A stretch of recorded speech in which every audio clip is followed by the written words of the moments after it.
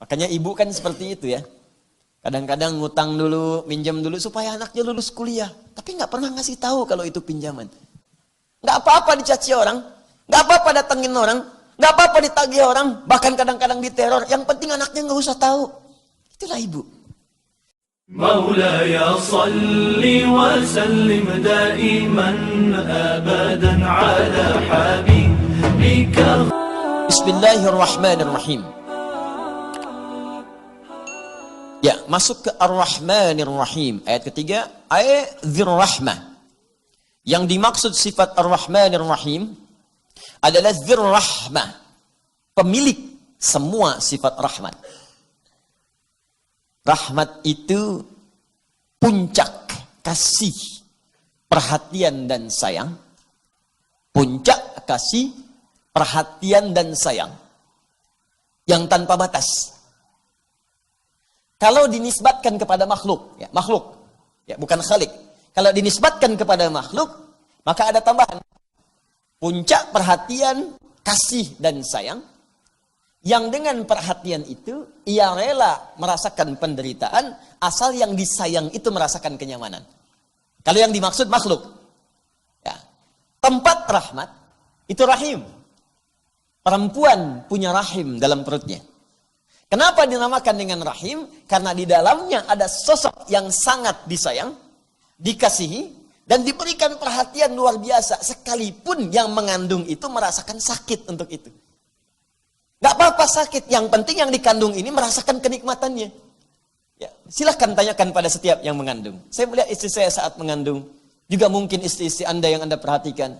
Atau tanyakan pada ibunda kita yang telah melahirkan kita. Saat mengandung, kata Al-Quran, wahnan ala wahnin. Quran surah ke-31 ayat ke-14. Sulitnya luar biasa. Piring kanan susah, kiri susah, telungkup mustahil. Ya, baik, terlentang juga sulit. Tapi dipertahankan semua itu untuk apa? Supaya anak yang dikandung ini merasakan nikmat dan sayang. Makanya sebagian ahli hikmah mengatakan, ini cuma hikmah ya, boleh jadi tinjauan lain itu bisa berbeda. Ahli hikmah mengatakan, kenapa yang terlahir dari bayi itu ketika keluar pertama kali adalah tangisan dalam dirinya. Karena dia khawatir tidak mendapatkan kenikmatan yang sama ketika berada dalam rahim ibundanya. Atau ahli hikmah mengatakan demikian. Karena itu, kalau ada sifat rahmah, kemudian dinisbatkan kepada makhluk, maka itu puncak kasih, sayang, dan perhatian yang diberikan kepada seseorang atau satu pihak. Dan dengan perhatian itu, ia rela menderita untuk memberikan kenyamanan pada siapa yang diperhatikannya. Jelas? Makanya ibu kan seperti itu ya. Kadang-kadang ngutang dulu, minjam dulu, supaya anaknya lulus kuliah. Tapi nggak pernah ngasih tahu kalau itu pinjaman. Nggak apa-apa dicaci orang, nggak apa-apa datengin orang, nggak apa-apa ditagih orang, bahkan kadang-kadang diteror. Yang penting anaknya nggak usah tahu. Itulah ibu. Makanya kalau sedang kesal pada ibu, coba pikir-pikir dulu sulitnya ibu waktu didik kita. Itu bahasa Qurannya. Ya, kata Allah, wassainal insana biwalidayhi. Kami wasiatkan, berikan pesan yang tegas pada setiap anak untuk berbakti pada kedua orang tuanya. Kalau sedang punya masalah dengan orang tua, apalagi dengan ibu, hamalathu ummu wahnan ala wahnin. Kamu pikir dulu kau mau marah, pikir dulu. Ibu kandung itu ngandung kamu 9 bulan, itu sulitnya luar biasa. Berat kata Allah itu. Jadi kalau mau marah tuh pikir-pikir dulu. Saya tuh kadang sedih, kadang-kadang tuh pengen bertindak pada anak-anak sekarang itu yang dengan seentengnya aja memperlakukan ibunya. Ada gara-gara uang 10.000 ditendang kepala ibunya. Hanya karena uang 10.000 Anda bayangkan. Ada yang mengeksekusi, ada yang mencaci maki. Ini siapa sebetulnya? Kata Quran, kamu pikir-pikir dulu, ibu kamu itu 9 bulan ngandung di perutnya. Kamu dibawa-bawa kemana-mana. Ya, wahnan ada wahnin, sulitnya luar biasa. Di Quran surah ke-46 ayat ke-15 disebutkan karha. Itu luar biasa. Berat, karha itu perasaan yang tidak mudah gitu. Ya, sulit. Kalau sekarang nggak suka itu kalau kita tuh mual kalau dalam bahasa orang mengandung. Ya, isyarat Quran tuh ada. Orang ngandung tuh katanya kadang bawa mual, kadang nggak enak. Itu Quran surah 46 ayat ke-15. Bahkan di Quran surah ke-7 ayat 189, falamma asqalat kata faqal. Ya, faqal itu kalau Anda ngangkat beban, barbel, ya, angkat beban. Ya, angkat beban, barbel, Anda angkat, kan yang angkat tangan kan? Tapi berat beban itu ke semua tubuh terasa kan? Ya, ke badan terasa, ke kaki terasa. Yang angkat tangan. Kenapa yang semicut itu mulut kemudian wajahnya? Benar? Itu bebannya terasa. Ya, ibu saat mengandung pun itu diilustrasikan oleh Quran itu menggunakan kata fakal. Yang ngandung perutnya, tapi yang sakit bisa kepalanya.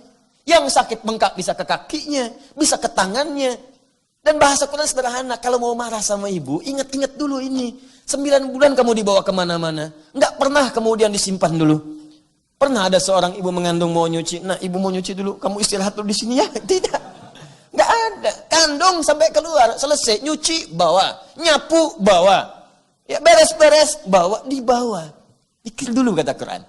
Nah, itu kalau dinisbatkan kepada makhluk. Kalau dinisbatkan kepada Khalik, Allah subhanahu wa ta'ala, maka sifat menanggung penderitaan itu dihilangkan. Karena mesti ada beda antara Khalik Allah dengan makhluk. Itu kaidah. Karena itu sifat rahmat Allah diberikan tanpa batas kepada manusia sampai ia kembali mau mendekat kepada Allah Subhanahu wa taala. Itu perbedaannya. Di Allah itu, teman-teman, itu nggak ada batasnya.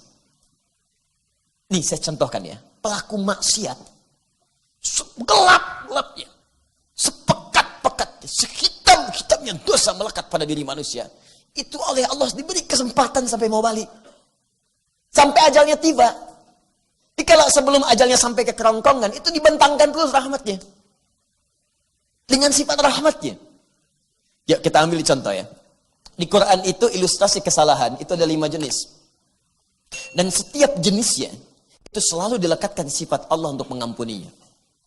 Misal, kesalahan pertama disebut khata'un. Ya. Jamaknya disebut dengan akhta'un. Jam'ul jamaknya disebut dengan khataya. Ya. Kalau berbuat kesalahan ini, perbuatannya disebut akhta'a yukhti'u. Fokus. 1 kali salah, khata'. Beberapa kali salah, banyak akhta'. Banyak salah. Khataya. Ya, kalau kita ngaku, ya Allah saya ngaku banyak salahnya, tak terlukiskan. Banyak ya Allah. Maka tambahkan ya pendek di akhirnya. Ya. Khataya. Ya. Makanya setiap kita sholat tuh, salah satu bacaan doa istiftah, Allahu Akbar, Allahumma ba'id baini wa baina khataya. Ya kecilnya mesti bunyi. Itu cara menerjemahkannya begini. Ya Allah, saya mengakui dalam sholat ini ya Allah, bahwa saya ini banyak dosa. Itu cara bacanya. Bukan sekedar di lisan. Kalau cuma di lisan, nggak ada getaran ke jiwanya. Pahami bacaan itu. Ya Allah, saya mengakui ya Allah. Saya mengakui dalam sholat ini saya banyak dosanya. Lantas bayangkan dosa apa aja. Dosa mata, dosa telinga. Sebelum sholat tadi ngerjakan dosa apa? Nih kalau masih belum mau ngaku ya, saya tanya nih. Siapa yang nggak punya dosa? Angkat tangan. Angkat aja. Ya, ayo. Baik, yang dosanya sedikit, angkat tangan. Yang dosa agak banyak, angkat tangan. Ya, saya tahu ibu juga nggak angkat di bawah. Baik, siapa yang merasa banyak dosanya, angkat tangan. Tuh, banyak. Dah, turun lagi. Kelihatan, nggak ngangkat pun di wajah udah kelihatan. Baik. Dan wajah-wajah ini saat bersamaan adalah wajah penambah surga. Nggak percaya? Ayo buktikan. Siapa yang pengen ke surga? Angkat tangan. Tuh. Selesai. Dan tinggi cita-citanya. Siapa yang surganya pengen Firdaus? Angkat tangan. Tuh. Siapa yang pengen bersama Nabi di surga? Tuh. Apa yang Anda bawa untuk menghadap Nabi di sana? Makanya setiap sholat Allah sayang dengan kita. Ingin dihapuskan semua salah kita. Supaya kalaupun wafat saat itu bersih kitanya. Maka kita ngaku ya Allah. Saya sekarang sholat mengaku banyak kesalahan ya Allah. Allahumma ba'id baini wa baina khataya. Ya. Tapi hamba mohon ya Allah. Hamba mengakui banyak salah. Dan hamba pun menyaksikan ya Allah. Engkau pengampun semua jenis kesalahan. Mohon bersihkan, pisahkan hamba dengan kesalahan-kesalahan yang telah hamba perbuat. Sampai detik ini. Sebagaimana engkau pisahkan timur dan barat yang tidak pernah bertemu. Jangan tampakkan saat di akhirat nanti ya Allah. Jangan tampakkan. Karena nanti sekecil apapun kesalahan akan ditampakkan oleh Allah. Wa may ya'mal mithqala dzarratin syarran yarah. Dan sekecil apapun perbuatan salah sepanjang belum ditobati akan ditampakkan di akhirat. Nah, ini perbuatannya disebut akhta. Jika sudah terjadi kesalahan khata, agak banyak akhta, kemudian banyak lagi disebut khata. Ya. Allah menurunkan satu sifat untuk menghapuskan ini semua. Disebut al-afu namanya. Al-afu. Nah, khata ini itu adalah kesalahan yang jelas salah. Walaupun sifatnya masih umum. Bisa jadi mengandung dosa, bisa jadi salah tapi belum tentu berdosa. Nah, contoh, subuh sekarang jam berapa? 4.32 misalkan. Baik, 4.32 itu subuh. Ada orang baru bangun jam 6. Bangun. Nah, belum sholat subuh. Salah tidak? Salah, jelas salah. Salah, belum sholat. Karena standarnya 4.32 itu siap-siap sholat. Dia jam 6 baru bangun. Udah lewat syuruk. Udah lewat syuruk. Baik. Nah sekarang salah tidak? Salah. Dosa enggak? Belum tentu, John. Belum tentu. Kalau tidak disengaja, ya memang malamnya kecapean. Sulit tak terlukiskan sampai kemudian tertidur lelap. Memang bangunnya jam 2 untuk tahajud. Allahu Akbar. 11 rakaat khusyuk. Setelah itu selesai, jam 3:30, lihat baca hadis, sunnah Nabi setelah tahajud bisa berbaring terlebih dahulu. Miring ke kanan. Berbaring dia. Cuman bedanya dia dengan Nabi sebelum subuh bangun. Dia habis subuh baru bangun. Salah sih iya, cuman dosa enggak. Nah itulah khata namanya. Kalau sudah mengandung dosa, maka berubah kalimatnya menjadi dzambun. Dzambun. Nah, turunkan ini. Dzambun. Nah ini ya. Satu jenis. Baik, subuh 4.32, dia bangun jam 6 sengaja. Memang sengaja terlambat karena malamnya dihabiskan nonton bola. Nonton Madrid nih, menangis, kalah kan? Gak menang, ketiduran, terlambat bangun, salah dan dosa dia. Kesalahan yang mengandung dosa, sekali dosa disebut dzambun. Allah tidak menginginkan ada orang, ada hamba berdosa sekalipun sedikit dosanya. Kamu datang ke dunia bersih, pulang jangan bawa kotoran. Bersihkan oleh Allah, seketika dihapuskan. Maka diturunkan sifat yang kedua namanya ghafir. Ghafir. Muncul Quran surah ke-40 ayat ketiga. Ghafiridz dzambi wa qabilit taubi. Hei orang-orang yang pernah berbuat dosa, walaupun dosanya cuma sedikit, jangan merasa aman dengan dosanya. Ayo balik kepadaku, aku penerima taubat. Balik lagi ke jalan yang benar. Ghafiridz dzambi, aku ghafir, mengampuni dosa, walaupun engkau baru rasakan sedikit dari dosa itu. Dzambun, pasangannya ghafir. Quran surah ke-40 ayat yang ketiga. Nah ada orang sudah terlambat bangun, dan ngajak orang lain itu nggak sholat. Ya dia terlambat, ngajak orang lagi malam-malamnya. Mau kemana? Tahajud. Tahajud kan besok-besok lagi. Ini pertandingan tuh menarik. Barcelona lawan Madrid. Ajak. Sudah dia ngajak orang lain, dia sendiri tidak mengerjakan. Maka muncul yang kedua lebih dari yang pertama. Dijamakkan bentuk dzambu jadi dzunub namanya. Dzunubun. Kalau levelnya sudah naik dari dzambun ke dzunub, maka Allah pun tidak akan membiarkan hambanya larut dalam dosa. Diturunkan sifat yang ketiga namanya Ghaffar. Ghaffar, Quran surah Nuh ayat yang ke-10. Faqultu astaghfiru rabbakum innahu kana ghaffara. Ghaffar. Kata Nabi Nuh, faqultu astaghfiru rabbakum, aku katakan pada umatku, minta ampun pada Tuhanmu, minta ampun. Tapi yang paling menarik, innahu kana ghaffara. Sungguh Allah punya sifat Ghaffar. Kenapa Nabi Nuh tidak mengatakan Ghafir? Karena umatnya sudah berkali-kali bukan sekedar kemudian mencela Nabi Nuh, tapi sudah ngancam, mencela, menghardik, banyak dikumpulkan dosanya, bukan sekali dosa. Tuh, begitu cara baca Qurannya. Jadi kalau ada sifat Ghaffar, artinya dosanya meningkat dari level yang pertama. Ya, pedasnya naik dikit, level 1, level 2, ya, naik terus, naik. Nah, sudah dia kemudian tidak sholat, ngajak orang tidak sholat dan mencela orang sholat. Ngapain sih ke sana? Si Adul masuk soleh, biarin aja ke sana, ya kan? Udah. Kita mau sini aja. Bisa, dia. Ayo sini, naik lagi. Namanya dzunubun ma'adzulmi plus zalim. Dzunubun plus zulmun. Maka Allah turunkan sifat yang keempat, namanya Ghafurun. Ghafur. Terakhir, maaf ya.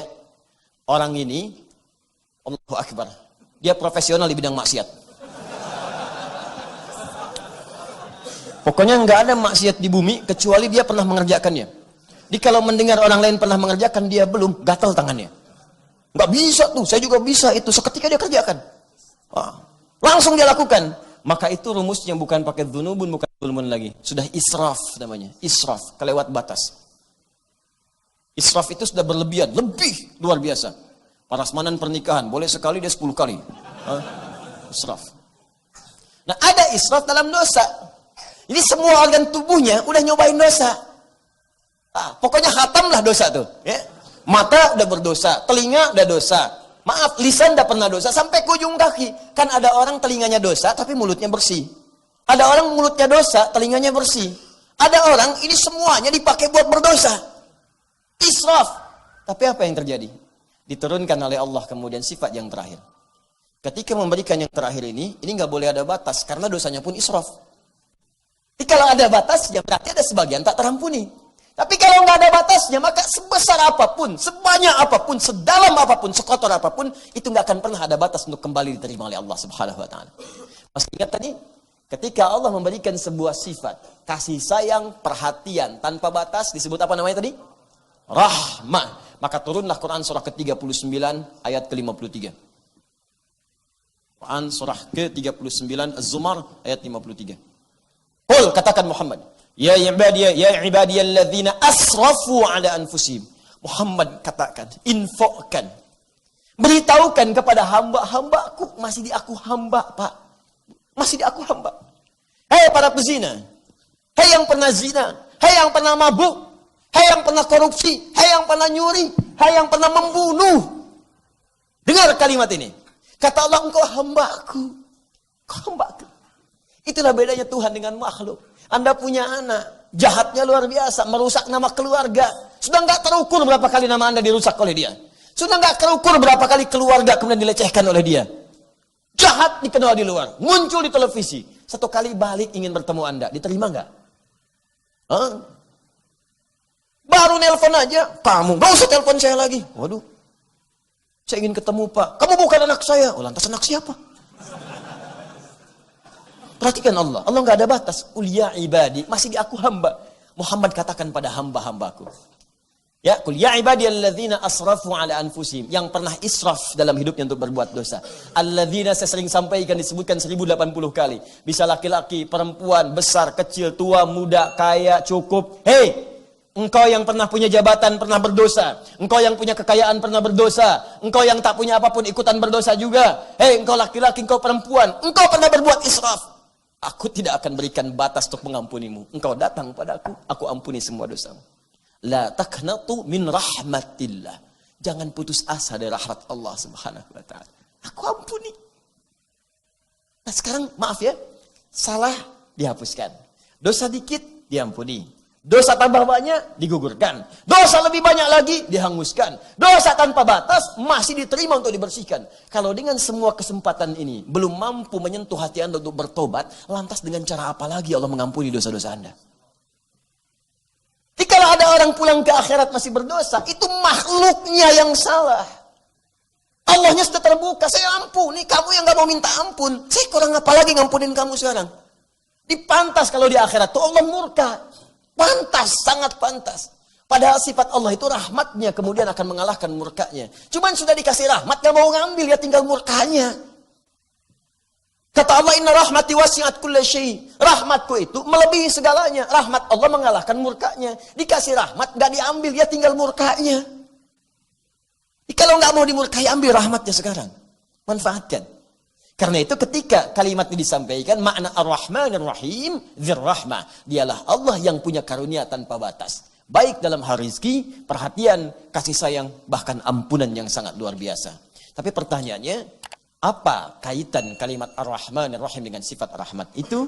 Dengan ayat sebelumnya, Alhamdulillahi Rabbil Alamin, dan setelahnya, Maliki Yaumiddin. Itu yang akan kita sempurnakan setelah menunaikan salat Isya berjamaah insyaallah.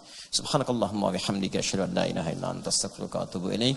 Assalamualaikum warahmatullahi wabarakatuh.